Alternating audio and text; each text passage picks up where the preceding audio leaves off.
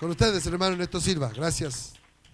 He hecho un largo viaje para estar con ustedes. He venido del sur del mundo trayendo un mensaje de Dios para las iglesias de California.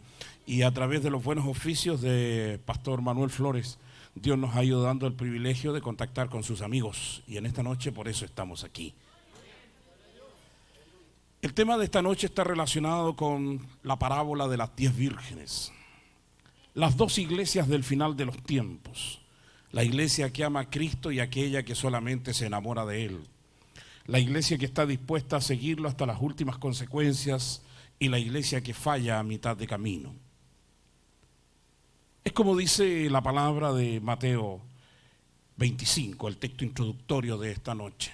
Y entonces el reino de los cielos será semejante a 10 vírgenes que fueron a recibir al esposo. 5 de ellas, dice el texto, eran prudentes porque tomaron consigo sus lámparas y aparte una reserva de aceite, y 5 de ellas insensatas porque solamente tomaron sus lámparas con una porción de aceite que contenían estas lámparas, pero sin la reserva adecuada. Y tardándose el esposo, agrega el texto, todas cabecearon, sintieron sueño y se durmieron. Y a la medianoche llegó el esposo. El texto agrega, y tardándose el esposo, llega a la medianoche y se oye un clamor que dice, he aquí el esposo está, salid a recibirle. Y entonces despertaron todas aquellas mujeres y preparando sus lámparas, 5 de ellas se dieron cuenta de que la reserva de aceite no sería suficiente. Con angustia le piden a sus compañeras de ceremonia que les conviden algo del aceite que ellas tienen de reserva, pero estas dicen inteligentemente no, porque si les damos de nuestro aceite, nos va a faltar a ustedes y a nosotras, así es que vayan a la ciudad a los que venden aceite y después vengan. Y ellas fueron a comprar aceite, pero cuando volvieron, el esposo ya había entrado a la fiesta, porque era una fiesta de bodas, y se había cerrado la puerta, y entonces esas 5 hermosas mujeres que habían llegado tarde a la ceremonia, tocaron la puerta y dijeron, Señor, Señor, ábrenos. Y asomándose el esposo, les dice, lo lamento, preciosuras, no sé de dónde ustedes son. El versículo final de la parábola dice, velad, pues, porque no sabéis el día ni la hora en que el Hijo del Hombre volverá a venir. Esta es la palabra del Señor. Las dos iglesias, las de siempre. Siempre este mundo es un mundo de dualidades. El bien y el mal, el frío, el calor, el fuego, el hielo, el sol, la luna, la tierra, el cielo. Siempre hay una bipolaridad en todas las cosas. El bien y el mal, Dios, Lucifer, lo bueno, lo malo, el amor, el odio, siempre los dos extremos de las polaridades de la vida. Este mundo nuestro es un mundo bipolar, tiene 2 polos, 2 puntos de oposición. Y en esto de la iglesia también, hay una iglesia buena y una iglesia mala, una iglesia verdadera, una iglesia falsa, una iglesia que ama a Dios y otra iglesia que odia a Dios. Hay una iglesia consagrada a Dios y hay una iglesia mundana. Hay una iglesia que será salva y una iglesia que será condenada. Está la iglesia de Cristo y está la gran ramera, la prostituta de Apocalipsis. Por una parte está el pueblo de Dios y por otra parte está la generación de la maldad. Unos son el pueblo de Dios y otros son las semillas de la maldad. Unos son los hijos del reino y los otros son los hijos de Satán. Siempre esta bipolaridad se va a manifestar. En esta parábola particularmente el texto es extraordinario, porque Jesús presenta las cosas de una manera casi histriónica, es casi un drama el que presenta. La escena es una escena de bodas. Interesante que esta parábola se inserta dentro de los tres grandes misterios apocalípticos de la venida del Señor. Estas tres parábolas, tanto la parábola de las 10 vírgenes como la parábola de los talentos y el juicio a las naciones, tres parábolas, están relacionadas con los tiempos finales. Y la primera de estas tres parábolas es justamente la de las 10 vírgenes. Y ahí Jesús dice, el reino de los cielos entonces será semejante a 10 vírgenes. 10 mujeres hermosas. ¿Ustedes saben lo que cuesta juntar 3 mujeres hermosas? Digo 10. Solamente en un concurso de belleza se encuentran 10 mujeres hermosas. Y la parábola nos presenta que 5 de ellas eran inteligentes y las otras 5 no lo eran. El texto Reina Valera dice que eran insensatas. La versión popular dice que eran tontas. Y la versión de Almeida, que es la versión portuguesa de la Biblia, dice que eran locas. Estos tres calificativos, por una parte insensatas, por otra parte tontas y por otra parte locas, acentúa el drama de esas mujeres que no se apercibieron y que no estuvieron preparadas para entrar en la escena que la Biblia plantea. 5 de ellas eran prudentes porque tuvieron una reserva de aceite, porque consiguieron juntar aceite suficiente para poder esperar al esposo, aparte de la reserva que ya había en la lámpara misma. Las otras 5 tenían solo sus lámparas sin ninguna reserva. Se ve que encendieron las lámparas en la espera del esposo y se agotó el aceite, se consumió en la espera y no tuvieron aceite suficiente para la espera final.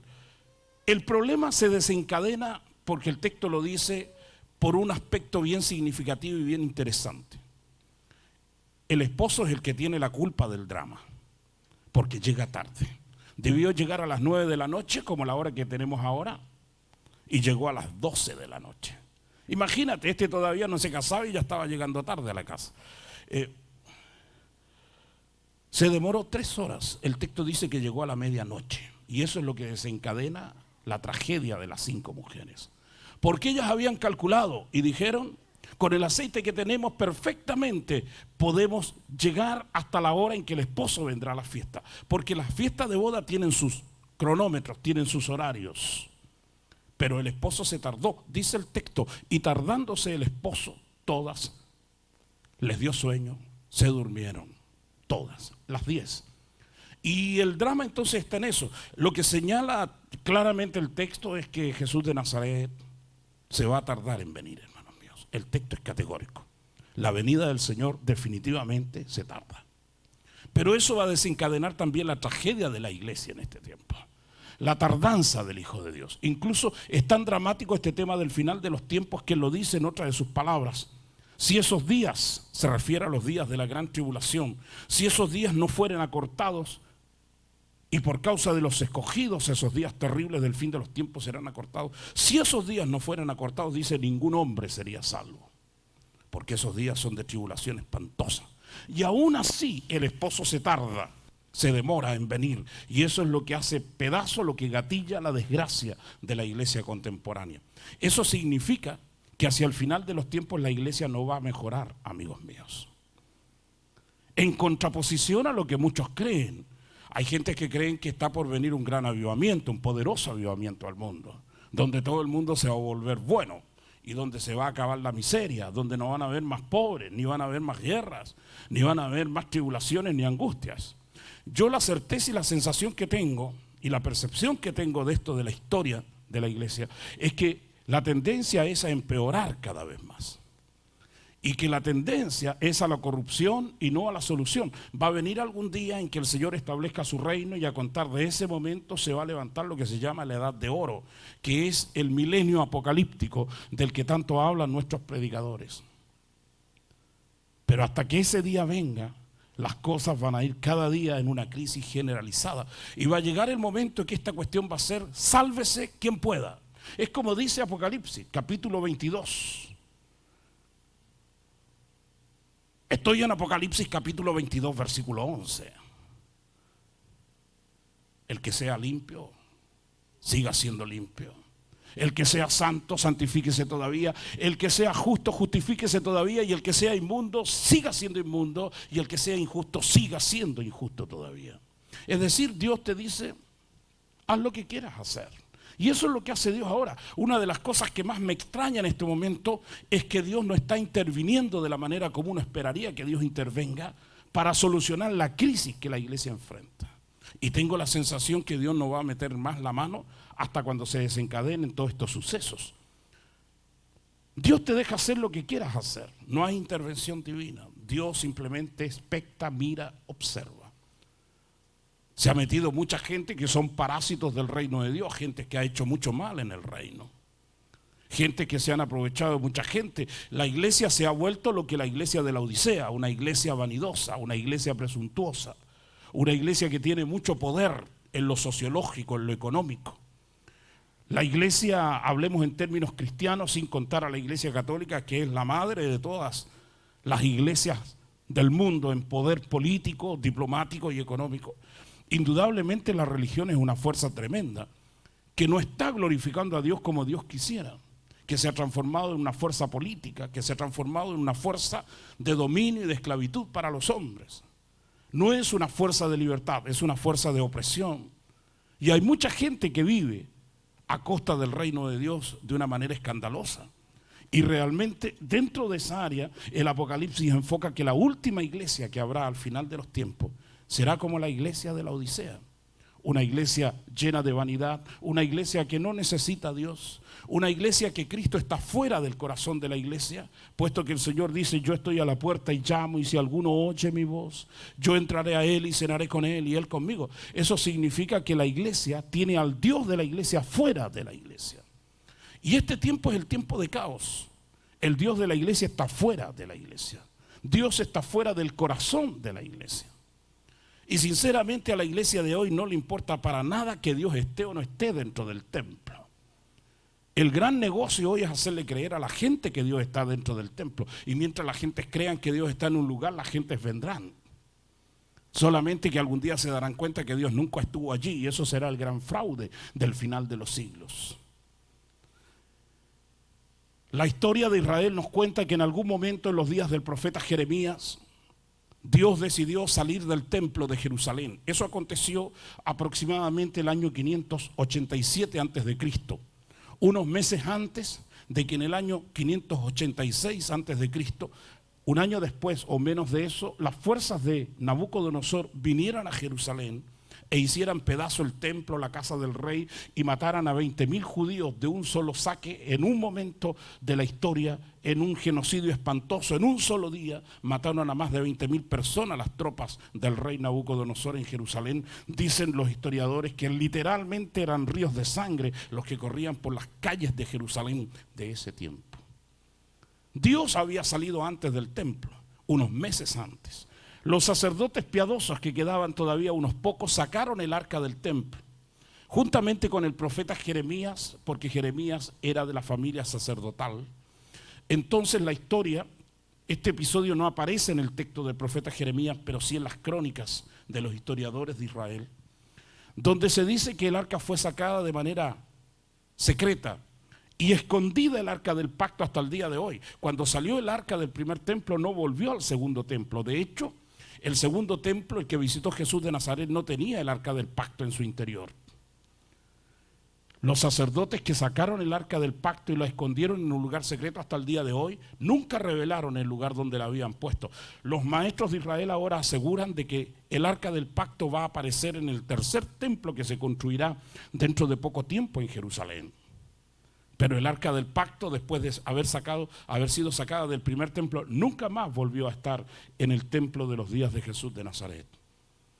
Y entonces ese templo, el primer templo, se quedó vacío, sin la presencia de Dios, porque lo que hacía que Dios estuviera en el templo era la presencia del arca. Como el arca había salido de ese lugar santo, Dios se había ido y la gente ni siquiera se había dado cuenta de que Dios ya no estaba allí. Pero todos tenían la rutina de ir al templo, y sinceramente no les importaba que Dios estuviera o no estuviera en el templo. La cuestión era ir donde suponían que Dios estaba. Y entonces la gente fue al templo y los sacerdotes, que tampoco se dieron cuenta que el arca del pacto no estaba adentro, porque ellos solamente podían entrar una vez por año al lugar santísimo y saber si estaba o no estaba el arca allí, de tal forma que cuando salió el arca ni siquiera se dieron cuenta. Y cuando vinieron a enterarse de que el arca ya no estaba ahí en ese lugar santo, fue cuando las tropas del rey Nabucodonosor hicieron pedazo el templo y la ciudad. Y se dieron cuenta que Dios los había abandonado porque ellos primero habían abandonado a Dios. Ese es el drama. Y la iglesia de hoy está en la misma situación. Es difícil encontrar a Dios en el templo, porque el único templo donde Dios quiere estar es el corazón de cada persona. Es más fácil suponer y creer que Dios está en un templo físico o que Dios en un punto exacto de la geografía de una ciudad, como puede ser este lugar o cualquier otro, Dios puede estar allí. Eso es lo fácil. Pero el único lugar donde Dios quiere estar es el corazón de cada persona. Ese es el verdadero templo. Porque el único lugar donde Dios quiere estar es el corazón de cada hombre y de cada mujer arrepentida a los pies de la cruz de Cristo. Por eso es que al final de los tiempos viene esta desgracia de la iglesia. Una iglesia que lejos de seguir al Señor en profundidad, lejos de amar a Dios de manera íntegra, es una iglesia que se entretiene en toda esta cuestión carnavalesca que tiene la religión. La religión está hecha de emociones, de sentimientos, y es verdad que tiene que tener esta gravitancia de la pasión, de la fuerza, pero por otra parte tiene que tener la esencia de la santidad y tiene que tener la esencia del amor. Si el evangelio debería reducirse a una sola palabra, esa palabra, dicen los teólogos, es amor. Toda la síntesis del evangelio está en esta frase: amarás al Señor tu Dios con todo tu corazón, con toda tu alma, con toda tu fuerza y con todo tu poder. Lo amarás a Dios por encima de todas las cosas, y a tu prójimo que es como tú. Esa es la ley, eso es el evangelio, y esa es la más alta de todas las religiones. El que ama ha cumplido la ley del Señor para siempre. Pero el problema es que hoy no se cumple ese tipo de preceptos. La gente vive de otras cuestiones que están relacionadas con usos, con costumbres. Vivimos en medio de un campo de doctrinas, de demasiados reglamentos internos, donde la gente procura hacer cosas para pretender alcanzar la salvación. Y la verdad es que el camino de la salvación, el único camino, es el camino de la santidad. Y es el camino del amor, amigos míos.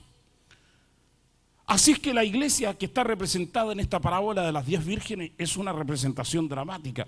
Hay una iglesia, técnicamente la mitad de la iglesia debería quedarse en esta tierra cuando el Señor venga a arrebatar su iglesia.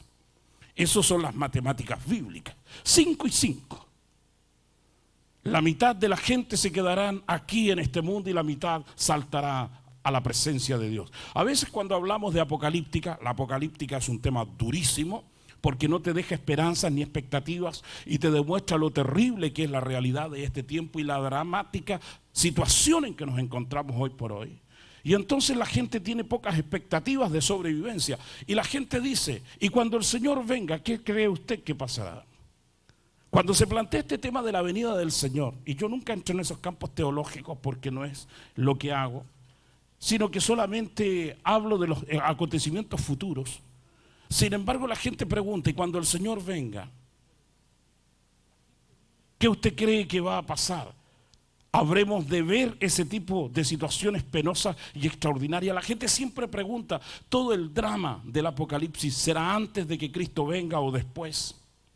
La mayoría de las iglesias evangélicas está apostando a la postura teológica de que todos los acontecimientos angustiantes que van a venir sobre la tierra van a ser después del advenimiento de Cristo. Yo también estoy de acuerdo con ese planteamiento, pero nunca predico sobre eso porque estoy más bien en el campo histórico y no en el campo teológico de la disertación. Pero la pregunta del millón es esta: ¿ustedes tienen méritos suficientes para irse con el Señor? ¿Realmente están preparados para ese salto? ¿Creen que realmente tienen características pertinentes? ¿Tienen realmente rasgos pertinentes como para irse con el Señor? ¿Tienen la esencia, la calidad para saltar a la presencia de Dios en ese brinco extraordinario que significa ser arrebatado en vida o ser transformado cuando se produzca la resurrección de los muertos? Porque lo que establece el Evangelio es eso: la resurrección de los muertos. Que todos los que han muerto en Cristo resucitarán primero y luego nosotros, los que hayamos quedado hasta ese momento, seremos transformados, dice el apóstol Pablo, en un abrir y cerrar de ojos y subiremos a los cielos y estaremos juntamente con el Señor. Esa es la visión apostólica del tema. El tema es quién tiene calidad para dar ese salto de transformación gloriosa. Cuando hablamos de que quién quiere irse con el Señor, todos quieren sacar boleto allí. Esto es como el jet del Evangelio que nos ha cantado Manuel Flores esta noche. Debe ser que está en el hangar o en reparaciones el avión del cielo. Pero toda la gente quiere irse en el jet del Evangelio. Y mucha gente supone que el pasaje es gratis. No, amigo, no es gratis el boleto. Nadie sube gratis a los aviones, ni los mendigos. Y para ir al cielo hay que pagar un gran precio. El precio del compromiso con Cristo. Y aquí es donde fluye otros de los aspectos tan extraordinarios de este laberinto de la interpretación bíblica aquí en este maravilloso tema de la parábola de las 10 vírgenes. Hay 5 mujeres que aman a Cristo y hay 5 que solamente están enamoradas de Él. Hay diferencia sustancial entre enamorarse y amar, amigos míos. La gente tiene miedo a amar. Las mujeres tienen miedo de amar. Saben que el día que amen será el día de su esclavitud. Ese día perderán para siempre su libertad. Las mujeres no quieren amar porque tienen miedo a dejar de ser libres e independientes. Y los hombres saben que el día que amen realmente a Dios, ese día será el día de su esclavitud. El que ama tiene que morir. El amor es consecuencia justamente de la actitud que uno asume a Dios y que realmente significa darle la vida y el corazón a Dios de manera ilimitada, sin ningún tipo de limitaciones.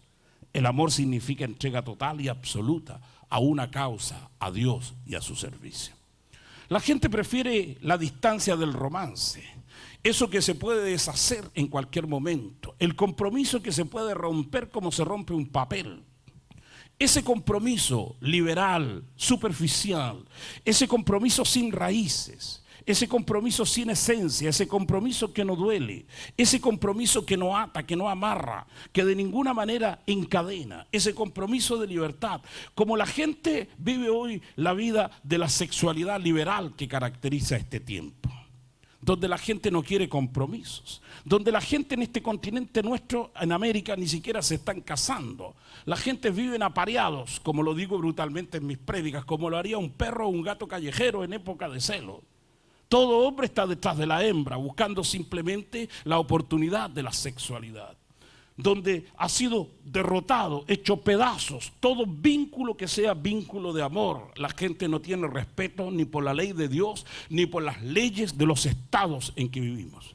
Vivimos en una sociedad irreverente, en una sociedad que no asume compromisos, en una sociedad que no tiene una palabra que pueda darnos la garantía de que será ejecutado o que será cumplido un pacto. De hecho, la gente ni siquiera quiere comprometerse. Y entonces yo saco cuentas. Si un hombre no es capaz siquiera de comprometerse para amar a una mujer, que es su amante, su esposa, su conviviente, lo que sea, esa mujer con la que duerme, esa mujer con la que tiene un crío, esa mujer con la que disfruta el placer de la sexualidad, si no es capaz de comprometerse en una actitud seria con una mujer que dice amar, ¿cómo ese hombre, ese cretino, como yo lo llamo en mi discurso, voy yo a creerle a ese hombre que será capaz de comprometerse con Dios que nunca lo ha visto, que jamás lo ha tocado, cuyo aroma y cuyo perfume desconoce completamente?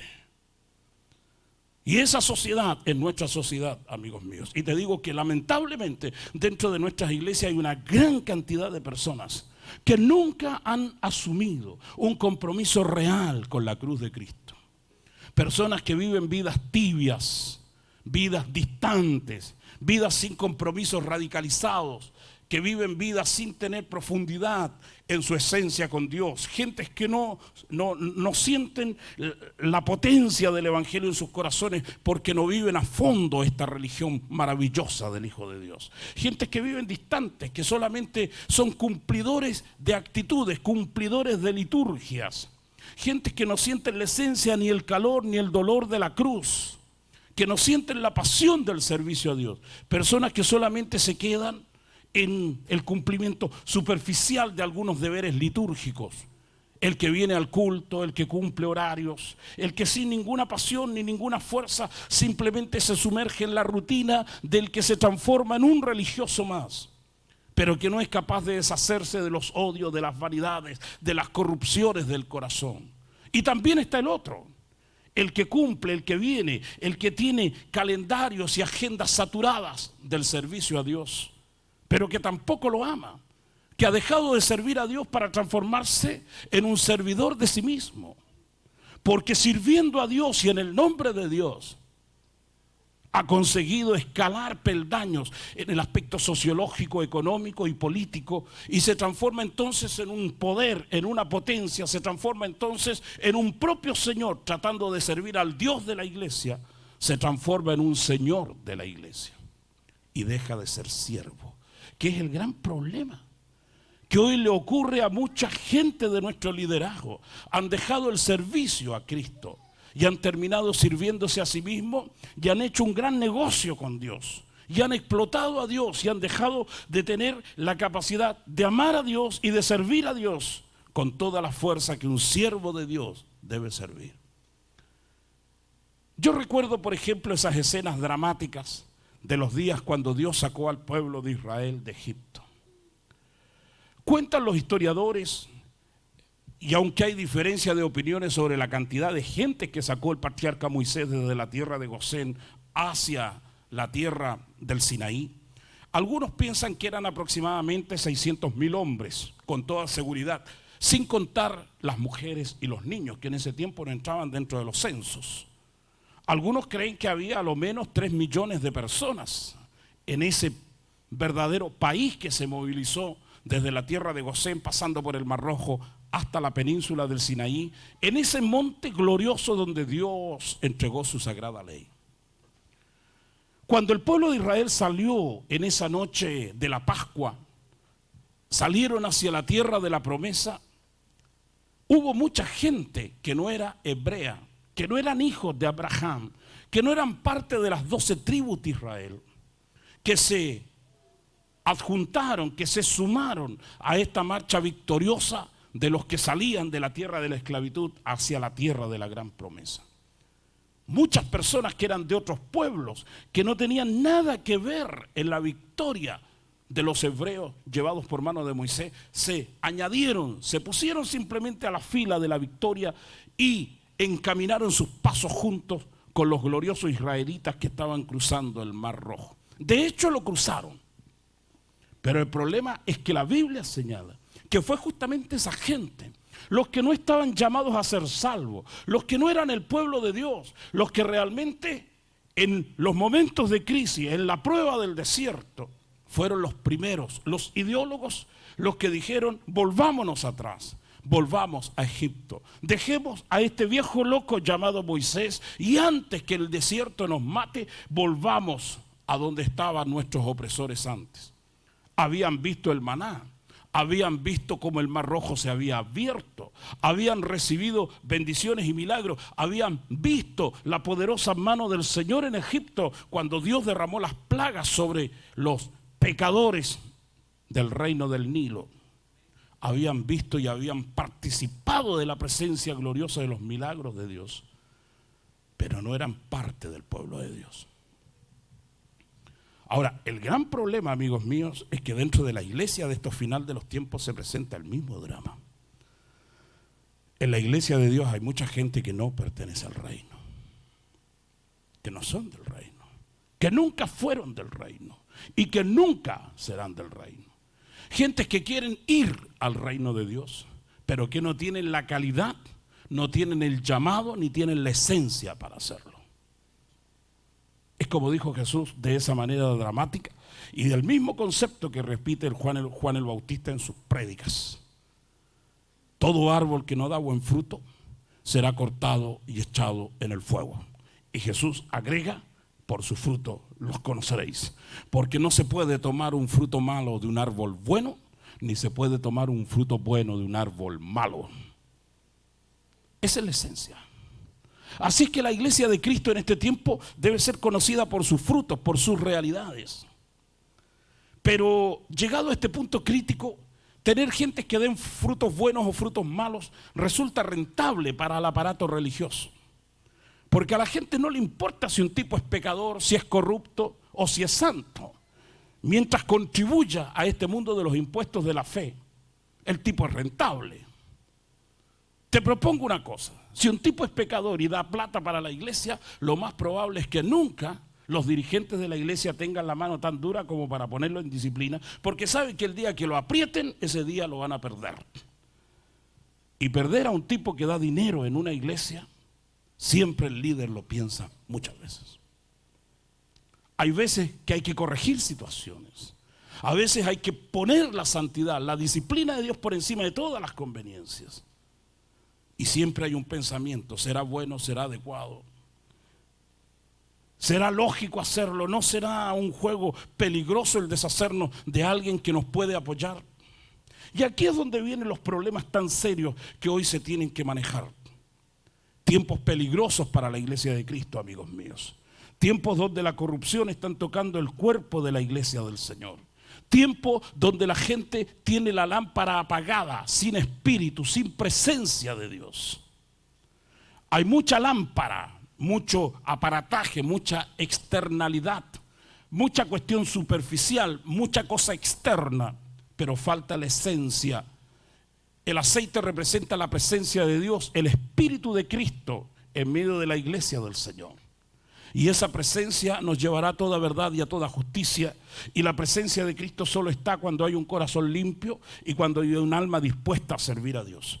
El problema, la gran falla de la iglesia al final de los tiempos, será justamente la presencia de Dios en medio del pueblo del Señor. Este pueblo de labios me honra, pero su corazón está lejos de mí. Ese es el problema. Pero a la gente no le importa que Dios esté o no esté en un lugar. Incluso para el sacerdote corrupto, el mejor negocio que puede hacer el sacerdote corrupto, el gurú, el iluminado de turno de cualquier religión, es justamente el hecho de que Dios no esté. Porque para el sacerdote corrupto el mejor negocio es que Dios no esté, aunque le haga creer a la gente que Dios está. Para él mejor que Dios no esté, mejor que Dios no se haga presente para ver las cosas terribles y espantosas que él hace. Para él mejor que Dios no esté, porque en el nombre de ese Dios de la verdad explota, oprime y engaña al mundo. Por eso en el mundo del catolicismo existen los lugares de peregrinación como Luján en Buenos Aires, Fátima en Portugal, Lourdes en Francia, y hay miles de lugares donde las gentes peregrinan buscando a los dioses que las manos de los hombres han levantado, creyendo que tocarán al Dios de la verdad, pero nunca tocándolo. Porque los ídolos hechos con manos de hombres y fabricadas por las manos humanas jamás serán dioses. El Dios desconocido del que habló el apóstol Pablo en el panteón de los dioses fue indudablemente ese Dios que es espíritu y en verdad. Y Jesús lo dice con fuerza, ni en este monte, ni en Jerusalén, en ningún lugar físico adoraréis a Dios. No tendrán que ir a Jerusalén, dice Jesús, ni tendrán que venir al monte santo de los samaritanos, que es el monte Gerizim, para ver la presencia del Eterno, porque la hora viene y ahora es decir, Jesús dice, ahora comienza una nueva etapa, donde los verdaderos adoradores adorarán a Dios el Padre en espíritu y en verdad. Porque esos son los adoradores que Dios desea que le adoren. Eso es lo difícil. Lo fácil es lo otro. Lo fácil es inventarse un lugar donde la gente pueda venir a adorar a Dios. No te hablo de los santuarios. Yo me alegro de las iglesias evangélicas porque los templos evangélicos no son templos. El templo es el lugar donde habita una divinidad. Y nosotros por esencia y por declaración de principio ideológico sabemos que la iglesia somos nosotros y no es el salón. Pero hay mucha gente que le ha dado sacralidad, le ha dado ese carácter sacrosanto a las piedras, a los muros, a los edificios, donde teóricamente Dios, desde el punto de vista de sus ideólogos, puede estar. La gente pasa ante una imagen y cree que Dios está presente allí en esa imagen hecha por manos de hombres y la gente tiene actitud de reverencia frente a esa realidad. Pero no tienen reverencia frente a Dios cuando tienen que perdonar, no tienen reverencia frente a Dios cuando deben vivir una vida santa. No les importa llevar el corazón cargado de odios, de maldad, de pecados. No les importa llevar la carga terrible de sus propias y frágiles vidas. No les importa vivir lejos de Dios en la esencia de su vida, aun cuando todos los días domingos van a visitar supuestamente a Dios al templo. Esa vida de liturgias vacías, eso es lo que significa tener la lámpara sin aceite, amigos míos. Esta noche nos preguntamos en esencia cómo está el corazón de cada uno de nosotros. Algún día vendrá el Señor y sacará su iglesia de este mundo. Será el rapto. Indudablemente Dios vendrá y sacará a su pueblo de esta situación crítica que estamos viviendo y llevará al trigo maduro. Dios no cortará la fruta verde ni cegará el trigo inmaduro de su campo. Y solamente Dios llevará a la eternidad a aquellos que merezcan ser llevados. Uno será tomado y el otro será dejado. Dos estarán durmiendo en una misma cama, el uno se irá y el otro se quedará. Dos estarán en el campo, uno será tomado y el otro dejado. Dos estarán, uno será tomado y el otro dejado. Mitad y mitad. Seguramente el drama que me imagino, familias donde algunos son más santos y más consagrados, algunos irán a la presencia de Dios, otros quedarán. Gente que esperaron irse todos juntos, como la madre que dice: Señor, quiero irme con todos mis hijos cuando tú vengas. Eso está por verse, amigos. ¿Quién tiene méritos? ¿Quién tiene esencia? En el fondo, ¿quién tiene la lámpara llena de aceite de la presencia de Dios? Y lo más terrible de esto es que solamente Dios sabe quién tiene el corazón preparado para Él. Porque de pronto podemos quedar también en esta trampa de las ilusiones. Vemos a alguien consagrado que sirve a Dios, que va de aquí para allá, quemando su vida en lo que ha sido su pasión por servir a Dios. Solo Dios sabe si ese se irá o se quedará. Dios es el que evalúa, Dios es el que tasa, Dios es el que da la última palabra.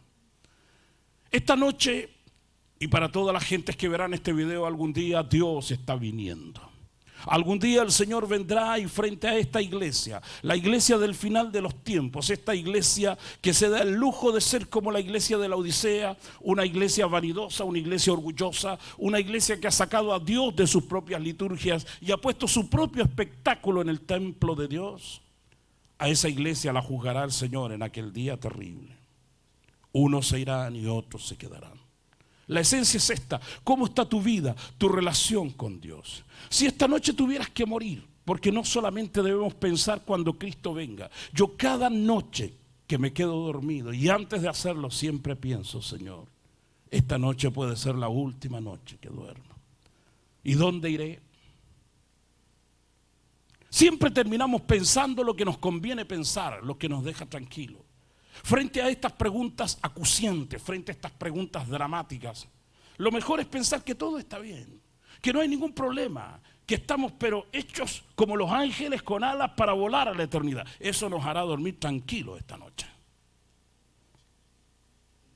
Pero no lo que pensemos será justamente lo que puede llegar a acontecer. Lo único que va a acontecer es lo que Dios quiere que acontezca, y Dios conoce el corazón y la vida de cada uno de nosotros.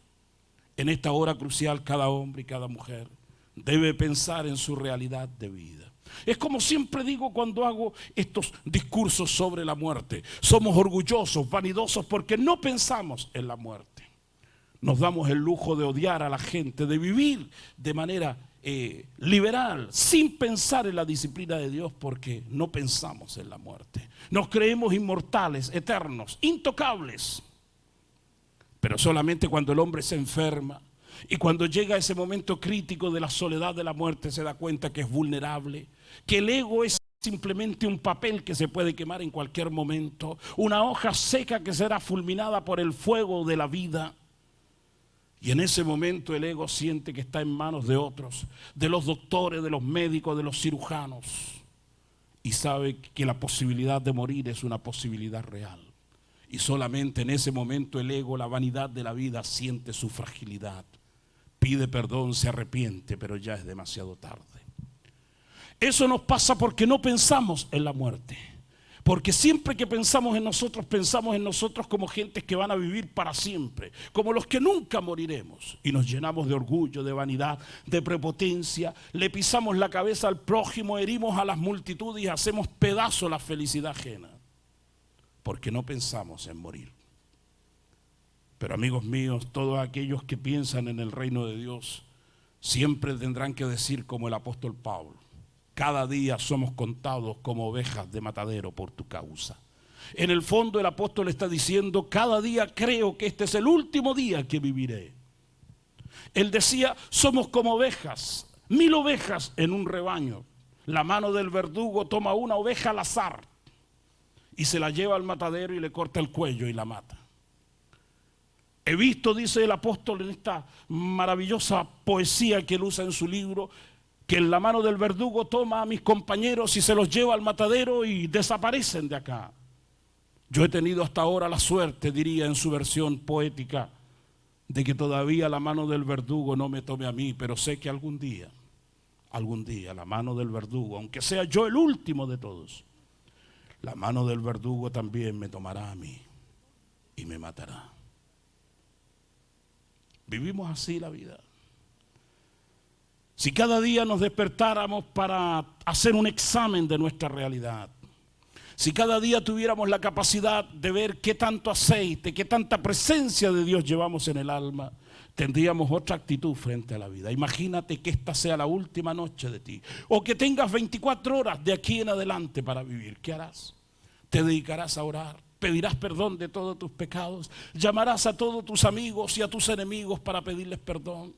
Y a los que te deben dinero, ¿qué les dirás? ¿Que los perdonas? Y a los que ofendiste, ¿qué les dirás por teléfono? Perdonadme, amigos, porque os ofendí profundamente. ¿Te arrepentirás de toda tu maldad?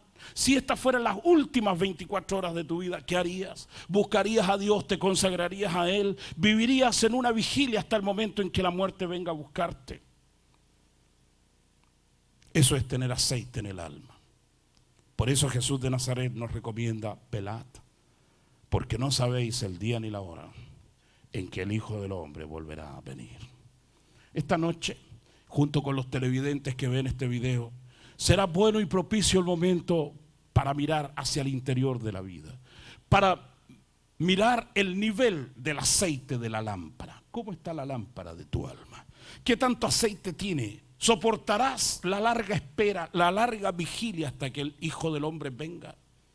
¿O te quedarás con la lámpara a medio camino, sin ese aceite suficiente, con la lámpara que se apaga y que definitivamente se apagará?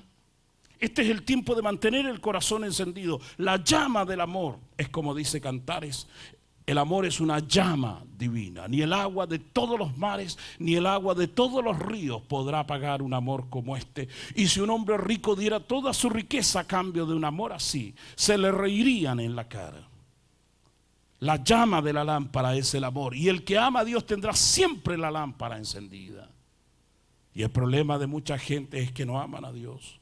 Están enamorados de Cristo, están simplemente seducidos, atrapados, están simplemente atraídos, pero no tienen la fuerza del amor. Y cuando no hay amor, toda otra llama se extingue con el paso y la fuerza de los vientos y de las tribulaciones, porque solamente el amor, amigos míos, permanece para siempre. Esta noche será noche propicia para orar, para mirar hacia adentro, para saber en qué lugar de la iglesia estamos, entre los que se van con Cristo o los que se quedarán, entre aquellos que lo aman o los que simplemente están enamorados de Él, los que quieren jugarse la vida por Él de manera profunda, y aquellos que solamente viven en la superficialidad del contacto con Dios.